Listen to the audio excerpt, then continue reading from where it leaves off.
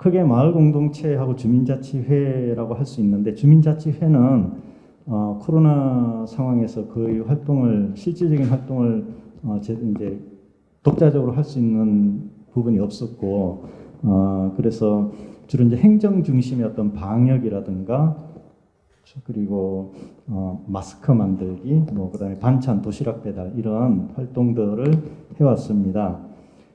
그리고 이제 마을 공동체는 저희가 1월 한 24일인가요? 처음 이제 국내 확진자가 나오고 2월 이제 하순에 접어들면서 한 달 정도 주로 집에 이제 격리되어 있는 그런 상태가 이어지면서 주민들이 많이 답답해하고, 그래서 일단 그 당시에는 저희가 이제 안부 전하기 차원에서 5화공 오늘 하루도 마을 공동체의 힘으로 이렇게 소소하게 그날 이제 마을 공동체 소통방에 소식을 전하는 그런 캠페인을 진행을 했습니다. 그런데 3월에 들어서 더 확산이 되고 마스크 대란이 일어나고, 또 여러 이제 자치구에서 마스크 만들기 캠페인이 시작이 되는 시점에서 저희도 마을 공동체가 기존에 이제 그 마스크 만들기는 행정이 큰 강당에 이렇게 전문적으로 이렇게 재봉질 하시는 분들이 모여서 1,000개, 2,000개씩 만드는 이런 방식이었는데, 저희는 일반 주민들이 참여할 수 있는 방법이 없을까를 고민을 했고, 그래서 힘내라 양천 캠페인은 26개 주민 모임에서 311명의 주민들이 참여하셨어요. 그래서 이것은 이제 모여서 한 게 아니고 각자 집에서 또는 소규모 단위로 이렇게 마스크를 직접 재봉이나 손바느질로 만드셨고요. 총 7,000개를 만들어서 3,500명의 지역의 이제 저소득층 아이들이라든가 취약계층에 전달을 해드렸습니다. 그리고 그 이후에도 2탄, 3탄 계속해서 이런 캠페인을 진행을 했었고요.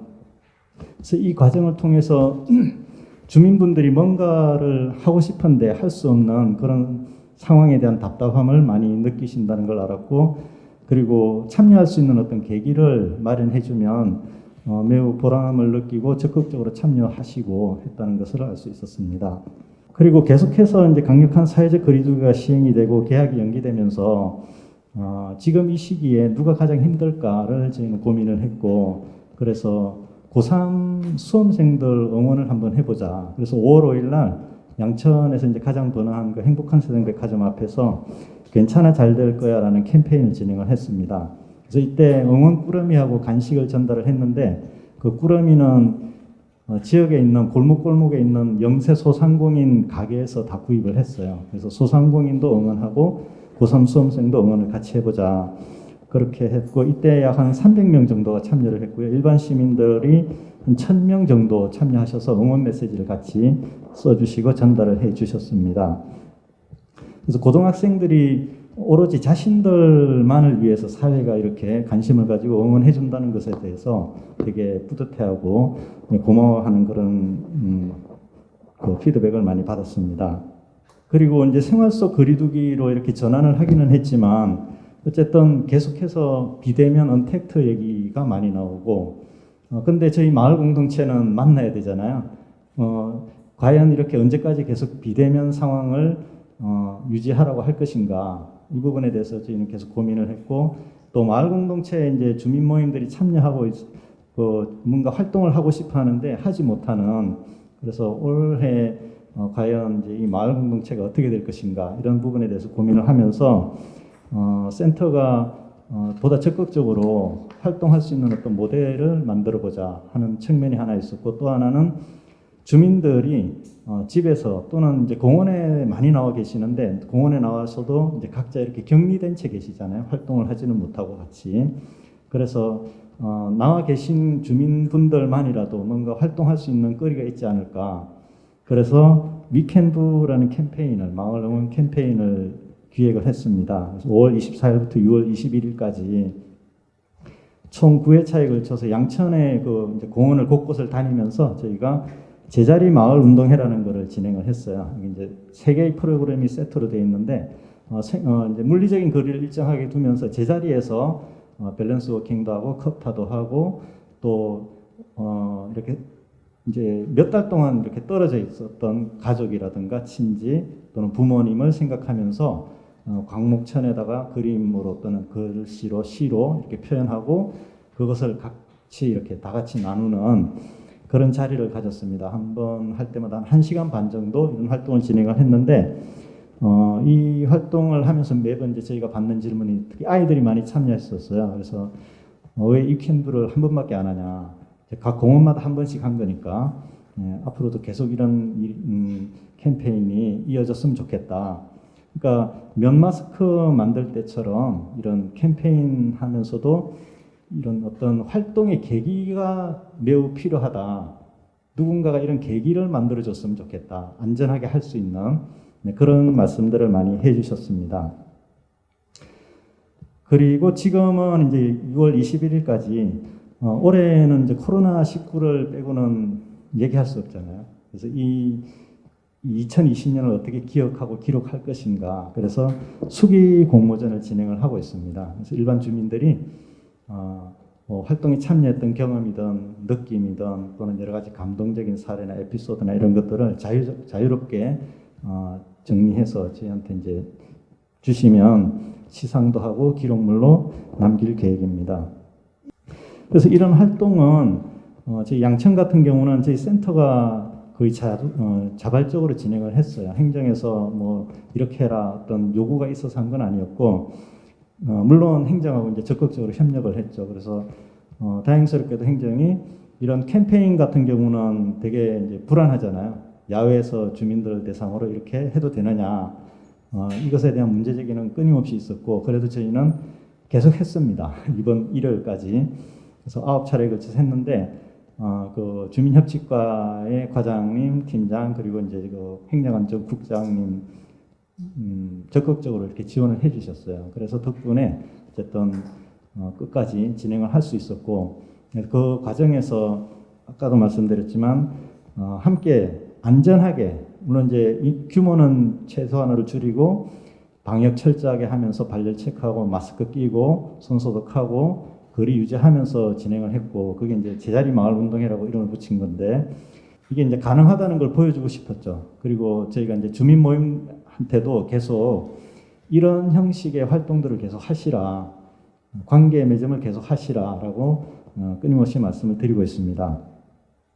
제가 이제 중간 지원 조직을 대변해서 나왔기 때문에 다른 자치구에 여러 사례들이 많이 있는데 그런 부분도 소개를 드려야 될 것 같은데 아까 말씀드렸지만 제가 이제 실제 그분들이 어떤 맥락으로 어떻게 했는지 자세히 알지 못하기 때문에 그냥 제목만 나열하는 것보다는 저희가 했던 내용을 좀 더 구체적으로 소개를 드리는 게 좋을 것 같아서 여기까지 말씀을 드리겠습니다. 사회적 문제와 쟁점은 2번하고 3번 부분은 제 개인 의견은 아니고요. 제 개인 의견도 있지만 지역에서 그리고 다른 자치구의 센터장들의 의견도 이렇게 좀 같이 반영을 했습니다. 무엇보다도 공통적인 것은 취약계층에 대한 보호장치가 미흡하다. 여기 이제 많은 분들이 나와오셔서 이제 각자의 영역에서 말씀을 해주시겠지만 공통적인 얘기인 것 같습니다. 그래서 공공급식이 중단된다거나 격리가 됐을 때 특히 취약계층은 직접적으로 영향을 받고 정신적으로 육체적으로 건강이 적극적인 위협을 받더라. 지역에서도 이제 저희가 공원마다 캠페인을 나가보면 이런 것들을 많이 주민들이 얘기를 해주셨습니다. 시설 장애인은 말할 것도 없고 이제 복지관을 이용하시는 이 장애인들 같은 경우도 지금 복지관이 폐쇄되다 보니까 대안이 없는 거예요. 그러니까 평상시 어떤 관계망이 없기 때문에 일반 주민들은 공원에 나가서 산책을 하든 뭐 등산을 가든 할 수도 있지만 장애인들은 꼼짝없이 집에 갇혀서 아무것도 못 하시는 그런 상황이 지금 몇 달째 이어지고 있고 학교 급식 중단으로 인해서 뭐 선생님들이 이제 좀 그 취약계층이 많은 그런 동네 같은 경우는 아이들이 이제 학교 밖 청소년도 많고 수업 거의 참여 안 하는 경우도 많고 그런 아이들 같은 경우는 밥 먹으러라도 학교 와라 이렇게 얘기들을 하셨잖아요. 근데 급식이 중단되니까 이 아이들을 어떻게 할 것이냐. 그리고 이제 지역아동센터를 이용하는 아이들 같은 경우에 주 1회 학교를 가면 나머지 4일은 꼼짝없이 대책이 없는 거죠. 부모들이 이 아이들을 케어하지 못하는 경우가 많기 때문에. 근데 이제 지역아동센터에서 이 아이들을 케어하고 싶어도 급식비 정도는 후원을 받거나 이렇게 할 수 있는데 이제 이 급식 조리하시는 분 인건비가 지원이 따로 안 되기 때문에 현실적으로 많은 어려움을 얘기를 하고 계십니다.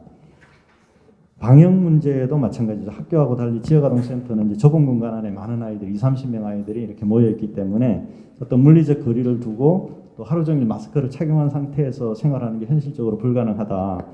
그리고 이제 지역아동센터 아이들은 부모가 택배나 일용직 노동자인 경우들이 많잖아요. 아무래도 저소득층이니까 이제 이렇게 있는데 이번에도 뭐 택배 노동자들 있었지만 이런 확진자가 나왔을 때 이 아이들을 어떻게 할 것인가?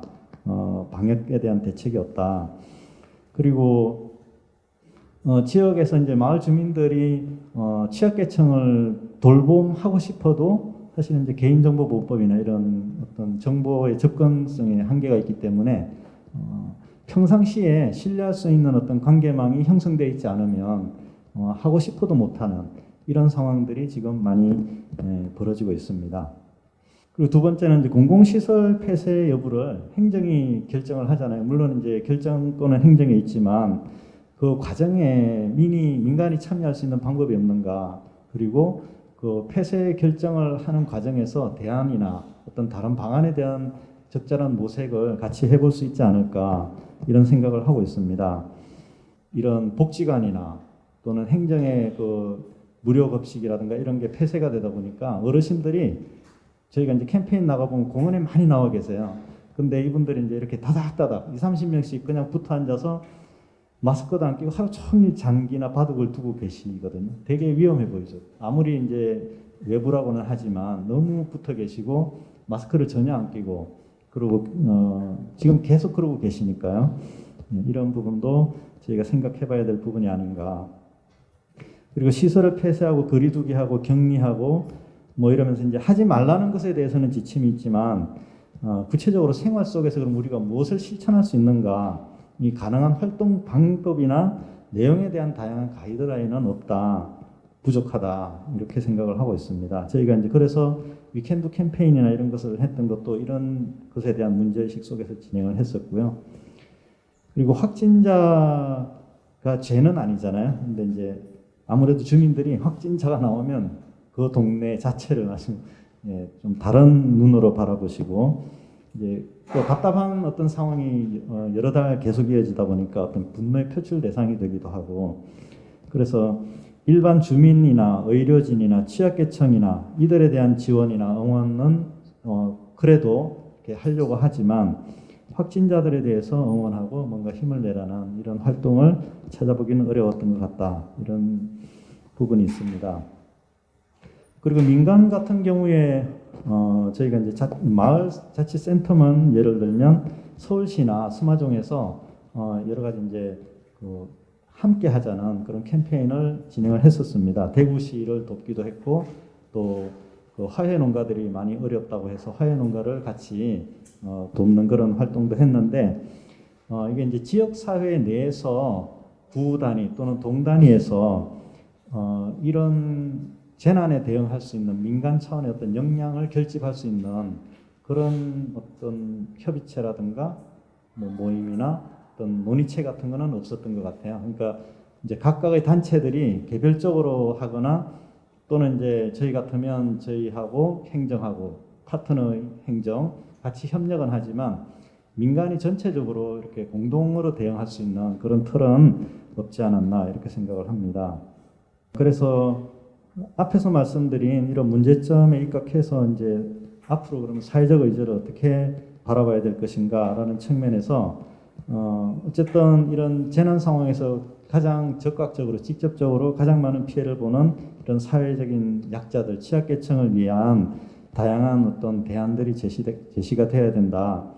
뭐 여기 이제 독거노인, 장애인 등이라고 했지만 외국인 노동자도 마찬가지고 성소수자도 마찬가지고 저희는 이제 마을 공동체 입장에서 보니까 마을 공동체 입장에서는 관점에서는 평상시에 어쨌든 신뢰할 수 있는 친밀한 관계망 이런 게 뭔가 바탕에 깔려야 되지 않는가.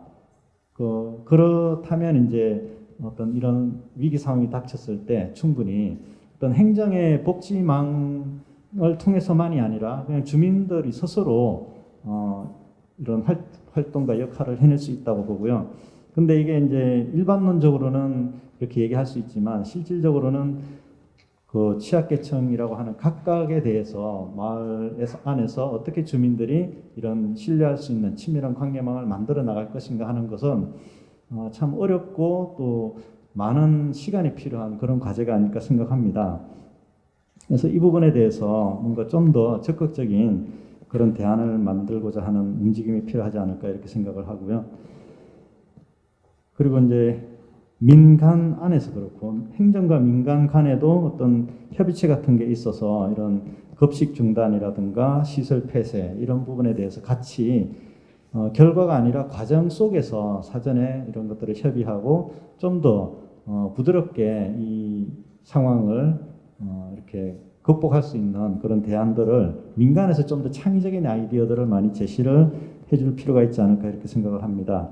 그리고 확진자에 대해서도 좀 더 적극적으로 보듬고 따뜻하게 감싸줄 수 있는 그런 사회적인 분위기를 조성하면 좋겠다 하는 생각이고요. 마지막으로 계속 말씀드렸지만 어쨌든 민간 차원에서 저는 이제 자치구 안에서의 시각에서 보면 자치구 내에 어떤 민간의 컨트롤 타워 같은 게 필요하다. 연락망도 그렇고 역할에 대해서도 그렇고 다양한 부분을 아우를 수 있는 그런 컨트롤 타워가 있어서 좀 더 체계적으로 적극적으로 행정하고 협력하면서 요구할 건 요구하면서 이 상황을 이렇게 관리할 수 있는 그런 틀이 있었으면 좋겠다 이렇게 생각을 합니다. 네, 이상입니다.